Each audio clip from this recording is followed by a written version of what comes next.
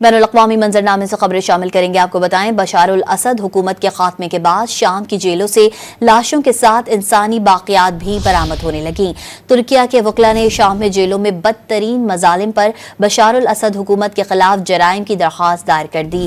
دوسری جانب شام میں نئی انتظامیہ نے امریکی شہری ٹریوس ٹیمرین کو رہا کر دیا. بشار الاسد حکومت کے مظالم کی بھیانک داستانیں سامنے آ گئیں. جیلوں سے بڑی تعداد میں لاشیں اور انسانی باقیات برآمد کی گئیں. انسانی حقوق کی تنظیم ایمنسٹی انٹرنیشنل کے مطابق بشار الاسد حکومت کے دوران ہزاروں قیدی اجتماعی پھانسیاں دے کر قتل کیے گئے. قیدیوں پر مستقل تشدد، شدید مار پیٹ اور جنسی زیادتی ہوتی تھی. بیماری، بھوک یا زخموں کی شدت سے کئی قیدی جان سے ہاتھ دھو بیٹھے. غیر ملکی میڈیا کے مطابق 2011 سے اب تک شام میں تقریباً 1,50,000 افراد کو جیلوں میں ڈالا گیا یا غائب کر دیا گیا تھا. ترکیہ کے وکلاء نے شام میں جیلوں میں بدترین مظالم پر بشار الاسد حکومت کے خلاف جرائم کی درخواست دائر کر دی. دوسری جانب شام میں نئی انتظامیہ نے امریکی شہری ٹریوس ٹیمرمین کو رہا کر دیا. واضح کیا کہ وہ دیگر لاپتہ شہریوں کے لیے امریکی حکومت کے ساتھ تعاون کرے گی. امریکی شہری کو 7 ماہ قبل بشار الاسد دور میں حراست میں لے لیا گیا تھا.